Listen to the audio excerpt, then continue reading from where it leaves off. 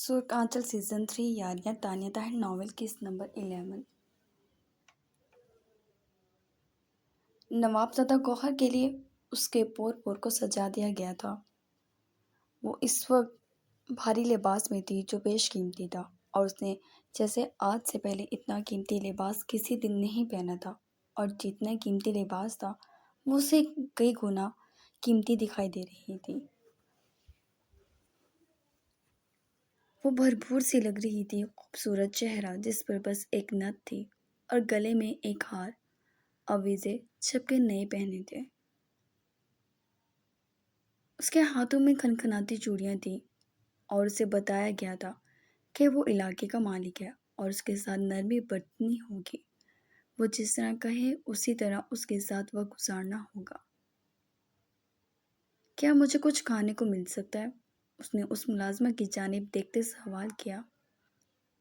ہاں، میں لاتی ہوں، وہ ملازمہ بولی، اور باہر جا کے اپنے مالک کو اس کی فرمائش بتائی تو اس نے ہنستے ہوئے اجازت دے دی۔ کھاؤ پلاؤ تاکہ اچھا وقت گزرے۔ وہ خباثت سے ہنسا جبکہ اسے چڑھانے والے ہزار تھے۔ اس کا بھتیجا اس کے سامنے بیٹھا تھا اور وہ بھی ہنس دیا۔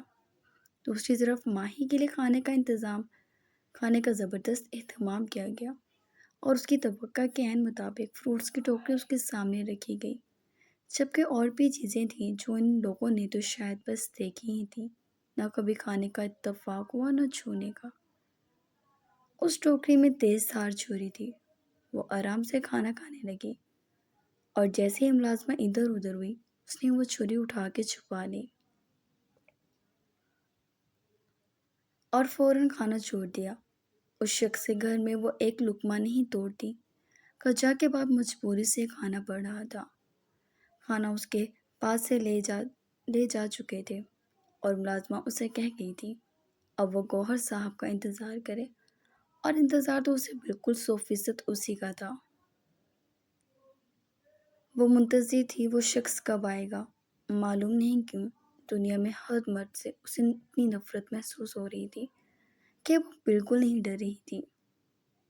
اس کے دل و دماغ میں کوئی خوف نہیں تھا۔ وہ ایک ایسے شخص کے انتظار میں تھی جس نے ہزاروں لڑکیوں کو بس اپنی ہوس کا نشانہ بنا کے ان میں کوئی نہ کوئی نقص ڈال کر دنیا میں چھوڑ دیا تھا، اور ہر وہ لڑکی جو ایسے درندے کا نشان نہ بنی تھی، آج وہ ہر اس لڑکی کا بدلہ لینے کے لیے یہاں پتھر بنی بیٹھی تھی۔ گھڑی کی سوئیوں نے کتنی بار حرکت کی، اور حرکت کر کے کتنی بار ایک عجیب سی آواز پیدا کرتی جو احساس دلا دیتا کہ وقت گزر رہا ہے، اور بالآخر وہ وقت بھی آ گیا جس کا اسے انتظار تھا۔ دروازے کے باہر قدموں کی آہٹ محسوس ہوئی۔ وہ ویسے ہی بیٹھی تھی، اور جب یہ آہٹ نزدیک ہوتی گئی تو وہ اٹھی، آنکھوں میں خون سا تھا، اور وہ دروازے کی اوٹ میں چھپ گئی۔ دروازہ کھلا، کوئی اندر آیا، اور ماہی نے ایک بار بس آنکھیں بند کی تھیں، اور اس کے بعد وہ تیز دھار چھری اس نے اس کے کندھے میں اتار دی۔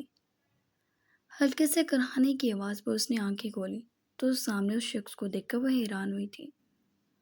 اس کے اندازے کے مطابق یہاں پر گوہر کو آنا چاہیے تھا، لیکن یہ وکیل صاحب تھے۔ بہرحال اسے کوئی غرض نہیں تھی، اس نے نہیں بلایا تھا اسے۔ بے رحمی سے چھری اس کے شانے سے کھینچی۔ آریان نیچے بیٹھ گیا۔ اس نے اپنے شانے سے تیزی سے بہنے والے خون کو ایک نظر دیکھا، اور دوسری نظر اس کو دیکھا جو سر سے پاؤں تک سجی کھڑی تھی، اور چہرے پہ اس قدر بے رحمی تھی کہ اس نے دوسری نگاہ بھی نہیں اٹھائی تھی۔ لیکن اگر وہ یہ کہتا کہ وہ اس وقت دنیا کی سب سے حسین عورت لگ رہی تھی تو یہ غلط نہیں تھا، اور اس پر اس کے تیور۔ ماہی چلتی ہوئی دوبارہ بیڈ پر جا کے بیٹھ گئی۔ آریان اپنے بازو سے نکلتے خون کو اگنور کر کے اٹھا۔ چلے یہاں سے، آپ کی بارات نہیں آ رہی جو جا کے بیٹھ گئی ہیں، وہ ذرا سنبھل کر بولا۔ میرا آپ سے کوئی تعلق نہیں ہے تو مجھ سے ہمدردیاں دکھانے کی ضرورت نہیں ہے، تلخی سے بولی۔ نام کیا ہے تمہارا؟ اس نے پھر اپنے شانے سے نکلتے خون پر ہاتھ رکھا۔ اس کے ہاتھ کی انگلیاں بھر گئی تھیں۔ ماہشہ، وہ اس کی آنکھوں میں آنکھیں ڈال کر بولی۔ کیوں وکیل صاحب جیل میں ڈال دیں گے؟ وہ بولی جبکہ آریان نے سر ہلایا۔ تمہارے جیسے مجنونوں کے لیے جیل موزوں جگہ نہیں، اب یہاں سے نکلو۔ نہیں جاؤں گی، وہ ضد کی پکی لگی۔ اچھا، کوئی آ گیا تو اچھا نہیں ہوگا، یہاں کوئی آ گیا تو اچھا نہیں ہوگا۔ میں نے آپ کو مدد کے لیے نہیں بلایا، جا سکتے ہیں آپ، ماہی تلخی سے بولی۔ اس چھری سے تم اس گوہر کو نہیں مار سکتی، اگر مارنا ہے تو یہ پکڑو۔ اس نے اس کی گود میں اپنی لائسنس گن پھینک دی۔ ایک عجیب سا منظر تھا، لال اناری جوڑے میں تیار لڑکی جس پر سے نگاہیں ہٹائی نہیں جا رہی تھی، وہ آنکھوں میں خون لیے بیٹھی تھی، کسی کو مار دینے کے لیے تیار۔ آریان اس کی جانب دیکھنے لگا، جس نے گن اٹھائی اور اسی پر ہی تان لی۔ وہ ایک قدم دور ہوا۔ مجھے گن چلانی نہیں آتی، لیکن آپ پر چلا کر پہلے پریکٹس کی جا سکتی ہے، وہ سرد لہجے میں اٹھتی ہوئی بولی۔ آریان نے اسے غور سے دیکھا اور ہلکا سا مسکرا دیا۔ مجھے نہیں علم تھا یہ شادی کے جوڑے میں تیار لڑکی خود میں اتنی آگ بھری بیٹھی ہے۔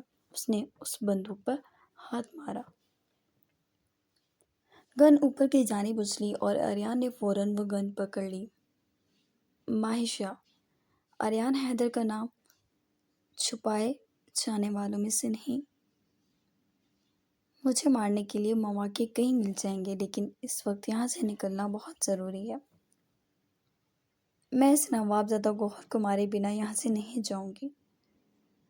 تو جائیں آپ یہاں سے، وہ چلائی، اور آریان کو اس سیدھی لڑکی کی قطعاً سمجھ نہیں آ رہی تھی۔ وہ ایک دم آگے بڑھا اور اس کے سرخ ہونٹوں پر اپنا ہاتھ سختی سے جما دیا۔ ماہی کی آنکھیں پھیل گئیں اور وہ جھٹکے سے اس سے الگ ہونے کی کوشش کرنے لگی۔ سرخ لباس میں عورت مرد کے لیے نشہ بن جاتی ہے۔ یہاں بہت بھڑکے ہیں جو تمہیں نوچنے کے منتظر ہیں، ان کھنکتی کلائیوں سے ان کا مقابلہ نہیں کر سکتے ابھی تم۔ یہ میرا وعدہ ہے، میں تمہیں یہاں دوبارہ لاؤں گا، اس کی آنکھوں میں دیکھتے وہ بولا، جبکہ ماہی نہ چاہتے ہوئے بھی آنکھوں میں سرخی بھر لائی اور اس کے سینے پہ ہاتھ رکھے جھٹکے سے اسے پوری طاقت لگا کے دور کیا۔ آریان نے اپنی ہتھیلی دیکھی، اس کے ہونٹوں کا سرخ نشان اس کی ہتھیلی پر تھا۔ وہ مدھم مسکراہٹ میں لب دبا گیا۔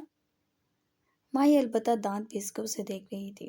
اس نے وہ چھری اٹھائی اور اس کی جانب دیکھ کر بولی، مجھے مرد پر اعتبار نہیں، اور مردوں کا نشہ اتارنے کے لیے میں اکیلی بھی کافی ہوں۔ جب حالت گلا گھونٹ دے تو خوف ختم ہو جاتا ہے، اور جب عورت کا خوف ختم ہو جائے تو وہ مرد کو بھرے مزار میں بھیج دینے کی صلاحیت رکھتی ہے۔ مجھ سے دور رہیے گا۔ اس نے چھری اس کو دکھا کر جتایا کہ وہ اس سے زخمی ہوا ہے۔ آریان نے سر ہلایا، سمجھ گیا، اور اس نے کمرے کی کھڑکیوں کی جانب دیکھا۔ ماہی بھی اس کی کارروائی دیکھ رہی تھی۔ تمام کھڑکیوں میں لوہے کے راڈز لگے تھے، وہاں سے نکلا نہیں جا سکتا تھا۔ اس نے ماہی کے ہاتھ کی طرف دیکھا۔ سوچے گا بھی مت۔ ماہی نے پھر سے چھری دکھائی۔ اگر یہ ہاتھ نہ پکڑا تو کوئی بھی لے جائے گا، تو لڑنا بعد میں۔ اس نے اس کی کلائی کو جکڑا۔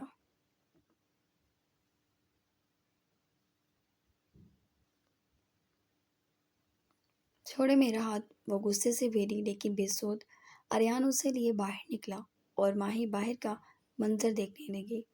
وہاں کوئی نہیں تھا فی الحال۔ آریان اسے لے کے آگے دوڑا، وہ اس کے پیچھے سرخ لباس میں کھنکھناتی ہوئی دوڑ رہی تھی۔ چہرے پر پریشانی بھی تھی، وہ کتنا ہی بہادر ہونے کی کوشش کر لیتی۔ ایک خوف تو اپنی عزت کا بھی تھا۔ اب بھی وہ باہر قدم نکالتے ہی گوہر کا گارڈ بندوق لیے ٹہلتا ہوا نظر آیا تو ایک دم آریان کو اسے لے کر دور ہونا پڑا اور وہ دونوں اوٹ میں ہو گئے۔ اس نے ماہی کی جانب دیکھا جس کے چہرے کے رنگ اڑ گئے تھے۔ معلوم نہیں اتنی پریشانی میں بھی کیسے مسکراہٹ رنگ گئی تھی اس کے چہرے پر، جبکہ دوسری طرف ماہی نے بڑھک کر اسے دیکھا تھا۔ وہ دوسری طرف سے باہر نکلا۔ قسمت اچھی تھی، یہاں کوئی گارڈ نہیں تھا، وہ یہاں ہنگامہ نہیں چاہتا تھا، بس اتنا تھا، ورنہ گولیاں چلانا اتنا بھی مشکل نہیں تھا۔ کیس پلٹ کر اسی پہ کر دیا جاتا۔ ہر قدم پھونک پھونک کر اٹھانا تھا۔ وہ وہاں سے باہر کی جانب نکلتے سامنے گارڈ ہے، آپ کو دکھائی نہیں دیتا؟ ماہی اسے روکنے لگی، جبکہ وہ تو ایسے بھاگ رہا تھا جیسے گارڈ اندھا تھا۔ Thanks uncle. آریان نے اس گارڈ کی طرف 5,000 کا نوٹ اچھالا اور اسے لے کے باہر نکلتا۔ وہ درختوں کی اوٹ میں ہوتا اپنی گاڑی تک پہنچ گیا۔ رشوت خور وکیل ماہی گاڑی میں سوار ہوتے اسے تانا دے گئی۔ آریان نے گہرا سانس بھرا۔ اگر رشوت دکھی تھی تو مدد بھی دیکھی جا سکتی تھی۔ رشوت رشوت ہی ہوتی ہے۔ چلو نواب زادہ گوہر سے اجازت لے کر تمہیں باہر نکالتا ہوں۔ جب وہ دونوں کی کھوپڑیوں میں 6 گولیاں اتار دے گا تب پتہ چلے گا۔ گاڑی سٹارٹ کرتے وہ ذرا غصے سے بولا۔ ڈرپوک۔ وہ سر جھٹک گئی۔ آریان نے دانت پیسے۔ عورت مرد کا دماغ خراب کرنے میں پہلے نمبر پہ آتی ہے۔ اسے آج سمجھ آیا تھا اذان اور عبیرہ کی ہر وقت جنگ کیوں رہتی تھی، اور مرد عورت کو صرف نوچتا ہے۔ اس کا لہجہ روحانسی ہو گیا۔ ہر مرد ایک جیسا نہیں ہوتا، سب مرد ایک جیسے ہوتے ہیں۔ کوئی منافقت سینے میں رکھتا ہے اور کوئی منہ پہ دکھاتا ہے۔ سینے میں رکھنے والے منافقوں سے بہتر ہے منہ پر دکھا دینے والے منافق۔ وہ دھڑلے سے بولی اور باہر دیکھنے لگی۔ آریان خاموش ہو گیا۔ اس کے جو حالات رہے تھے ان میں کسی پر ٹرسٹ کرنا بے وقوفی ہی تھی، اور شاید وہ حق پر تھی۔ اس کے اپنے ہی چچا نے اسے بھرے مزار میں باندھ دیا تھا، اور وہ کس پر یقین کرتی؟ آپ مجھے آپ ہی کے پاس چھوڑ دیں۔ میں ایسا یقیناً کرتا، لیکن محترمہ آپ اپنی حفاظت خود نہیں کر سکتی۔ تو میں نے آپ کو باڈی گارڈ ہائر کی ہے، وہ دانت پیس کر بولی۔ آپ آریان حیدر کو افورڈ نہیں کر سکتی، وہ سکون سے بولا۔ چکتے لگانے کے لیے میں ہی ملی ہوں آپ کو؟ سچ بتاؤں تو ہاں، وہ مسکرا دیا۔ کہاں لے جا رہے ہیں مجھے؟ وہ چلائی۔ اندھیرے میں وہ ایک جہنم سے نکال تو لایا تھا، آپ اپنے ہی مفاد نہ پورا کر رہا ہوں۔ آریان حیدر صاحب، میں جان سے مار دوں گی آپ کو، وہ چھری اس پر تانتی چیخی، اور آریان نے اس کی جانب دیکھا۔ میرے گھر میں میری 2 بہنیں ہیں، اور مجھے میری ماں نے عورت کی عزت کی تربیت دی ہے، تو یہ چھری دکھا دے گا آ کر۔ مجھے فضول سے ڈرانے کی کوشش مت کرو، وہ تلخی سے بولا۔ میں کہیں نہیں جاؤں گی، آپ کے ساتھ مجھے آپ ہی کے پاس جانا ہے۔ تمہاری آپ ہی کا علاج ہو رہا ہے اور میں انہیں یہاں سے شفٹ کر چکا ہوں۔ گوہر کی سیکیورٹی کوئی عام نہیں ہے، وہ تمہیں بھی ڈھونڈے گا اور تمہاری بہن کو بھی، تبھی میں نے انہیں یہاں سے شفٹ کرا دیا ہے۔ کیوں؟ آپ نے مجھ سے پوچھا، مجھے بتایا۔ آپ ہوتے کون ہیں اپنی مرضی سے فیصلے لینے والے؟ آپ ہمارے ابو ہیں؟ وہ بھڑک کر بولی۔ آریان گہرا سانس بھر گیا۔ صرف شعلہ بننا آتا ہے، یہ عام لڑکیوں کی طرح بیہیو بھی کر سکتی ہو۔ مجھ سے فضول باتیں نہ کریں۔ کہاں ہیں آپ ہی؟ کہاں پہنچا دیا ہے آپ ہی کو آپ نے؟ وہ بے چینی سے بولی۔ آریان کی نگاہ اس کی نت پر ٹھہر سی گئی۔ اس نے بامشکل اپنی نگاہ چرائی اور سامنے دیکھنے لگا۔ میں پہلے یہاں آتا اور پوچھتا کہ تمہاری بہن کو دوسری جگہ شفٹ کر دوں، پھر واپس آتا اور بچاتا۔ ہاؤ انٹیلیجنٹ یو آر، وہ طنزیہ لہجے میں بولا۔ ماں کی آنکھیں بھیگ گئیں۔ ایک بار ملنے تو دیتے ان سے، وہ سر جھکائے گی۔ وہ ٹھیک ہے، اور ٹھیک ہو کر ہی لوٹیں گی۔ آریان کو اچھا نہیں لگا، وہ مرجھا سی گئی۔ میں دارالامان نہیں جاؤں گی، آنسو صاف کرتی وہ پھر سے جنگ کے لیے تیار ہو گئی، اور آریان کے ارمان دھرے کے دھرے رہ گئے۔ اس کے علاوہ میرے سینے میں جگہ ہے، وہ آہستگی سے بول گیا۔ اس کی شکل نہیں دیکھی تھی۔ مجھ سے پلٹ کر سوچے گا بھی مت، چھری اس کی گردن پہ رکھتے وہ بولی، جبکہ آریان ہنس دیا۔ اگر اس کا باپ دیکھ لیتا تو لعنت ہی دیتا اس کو۔ نہیں کر رہا، وہ گردن پر سے چھری ہٹاتا بولا اور ایک دم گاڑی روکی۔ مشکل تھا وہ جانتا تھا، لیکن حیدر کو علم تھا وہ اس لڑکی کو ہی بچانے کے لیے گیا ہے۔ ماہی نے گاڑی سے باہر دیکھا۔ بہت بڑا گھر تھا اور روشنیوں میں کھیرا علیحدہ ہی چمک رہا تھا۔ چلے، وہ گاڑی سے نکلتا اس کی طرف کا دروازہ کھولتا بولا، جبکہ ماہی باہر نکل آئی۔ یہ آپ کا گھر ہے؟ اس نے اندازہ لگایا۔ آریان موبائل نکال کر ایک کال ملاتا سر ہلا گیا۔ مجھے اس حلیے میں دیکھ کر لوگ غلط سمجھیں گے۔ وہ کچھ جھجک گئی۔ آریان نے پلٹ کر دیکھا اور ہنسیا۔ یہ آپ کو بلا وجہ ہنسی کیوں آ رہی ہے؟ وہ چڑھ کر غصے سے بولی۔ جب کوئی جنگلی انسان مس نہ ہو جائے تو ہنسی آ جاتی ہے۔ خیر، ری ایکشن تو میں بھی نہیں جانتا، دیکھتے ہیں کیا ہوگا۔ وہ شانہ جھکا کر اندر داخل ہوا تو ماہی اتنا بڑا گھر دیکھ کر متاثر سی ہوتی رہ گئی، لیکن اس کے پیچھے چل رہی تھی۔ وہ ایک راہداری عبور کر کے لاؤنج میں آ گیا اور ماہی اس کے پیچھے تقریباً چھپ سی گئی۔ وہ ڈر رہی تھی۔ آریان بس دل ہی نہیں سنبھال پا رہا تھا جو کہ اس کی آنکھوں میں دکھ رہا تھا۔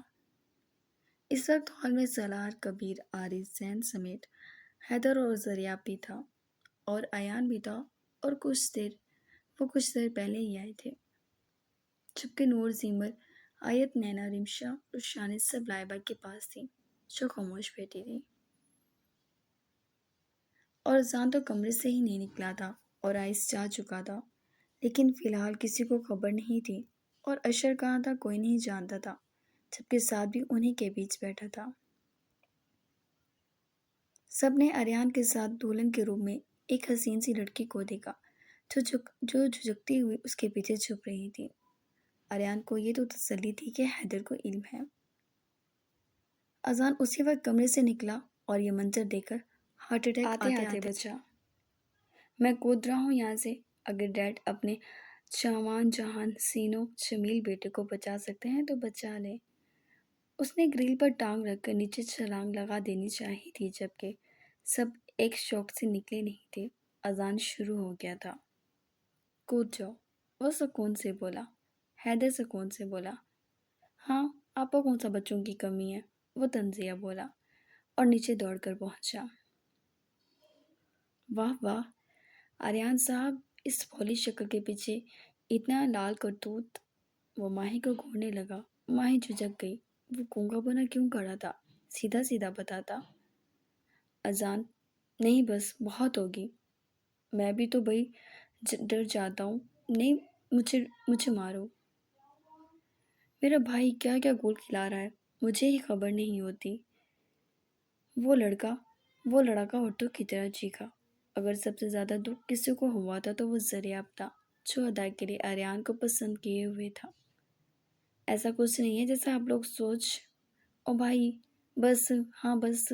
اذان بھڑکا۔ ماہی اسے دیکھنے لگی۔ ڈیڈ، آریان نے باپ کی طرف دیکھا۔ اذان، پیچھے ہٹو۔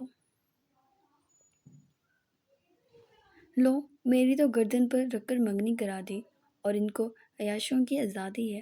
متل ملا گیا۔ اچھا، بکواس بند کرو۔ یہ ماہی صاحب اور ہمارے ہاں مہمان ہیں۔ حیدر کی بات پر ان سب کا تناؤ کچھ کم ہوا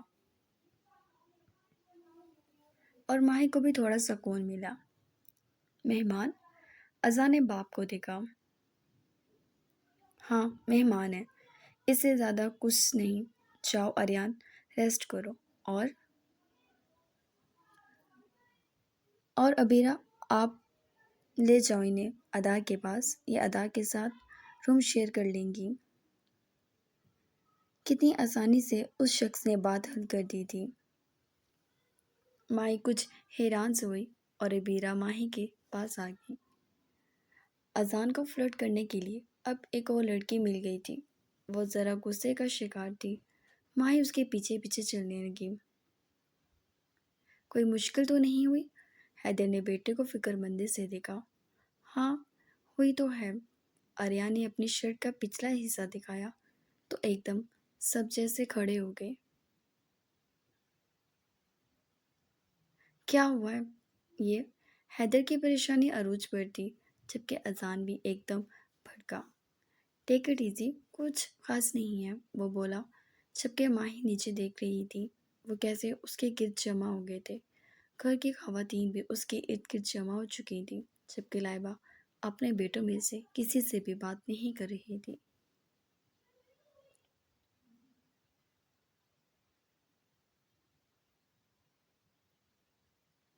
आइस का शूट बेहतरीन गया था और इस शूट के चर्चे इससे दूर दूर तक फैल गए थे।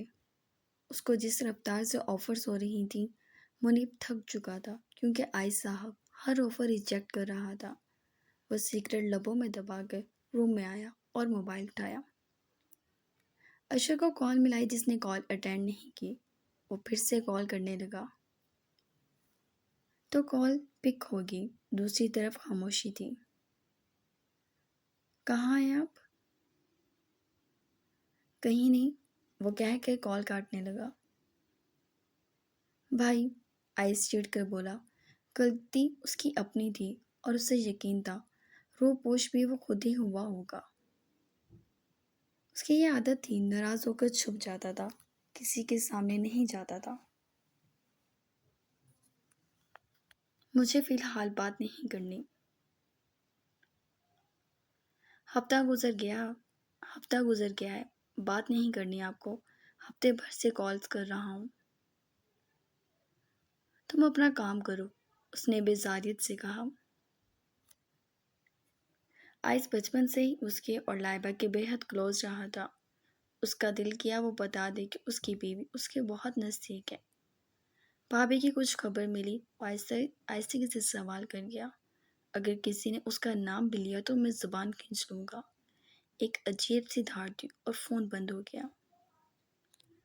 आइस सर चटक गया। सर, अब क्या करना है? दुबई, फ्रांस, तुर्की, कहाँ कहाँ से ऑफर्स आ रही हैं। मुनीब बोला तो उसने बेजारे से उसकी तरफ देखा। मूड नहीं यार, वरना काम से घबराता नहीं हूँ। वह बोला तो मुनीब ही वो शख्स था जो हाल दिल से वाकिफ था। आप उन्हें प्रपोज कर दे, वो बोला, जबकि आइस ने उसकी जानिब देखा। मैं करूँ? वह हैरान हुआ। मोहब्बत भी आप ही करते हैं। मुनीब ने उसे ज़रा घूर कर देखा। हाँ, मगर पता नहीं क्यों मुझे उससे डर लगता है, वो बता गया। मुनीब एकदम हंसा तो आइस दांत पीस गया। सॉरी सर, वो एक्चुअली मैंने आज तक आपको किसी से डरते नहीं देखा। आपकी बदतमीजी तो खबरों में चलती है।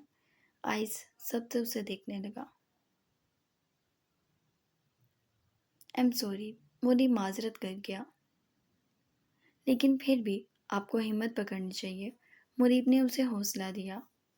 उसने रिजेक्ट कर दिया तो वो सिगरेट एश ट्रे में बुझा गया। तो आप फिल्म के लिए मान जाइएगा, स्क्रिप्ट वैसे भी सैड है। कुत्ते, आइस ने खींच कर उसके मुंह पर तकिया मारा। मैं उसे उठा लूंगा लेकिन शादी उसी से ही करूंगा, वो बोला। सर, ये कमीनापन है। मैं कमीना हूँ, अब मुंह बंद करो, चलो कुछ चीज़ें खरीदते हैं। मॉम भी नाराज़ हैं, वो उठा तो मुनीब सर हिला गया। अभी वो उससे डर रहा था और अब उसे उठा लेने की बातें कर रहा था। क्या ज़बरदस्ती की मोहब्बत थी? मुनीब चुपचाप उसकी हेल्प कर रहा था और वो दोनों कुछ देर में बाहर निकल गए। एक स्ट्रॉन्ग सिक्योरिटी के साथ वो बाहर शॉपिंग के लिए निकल गया था।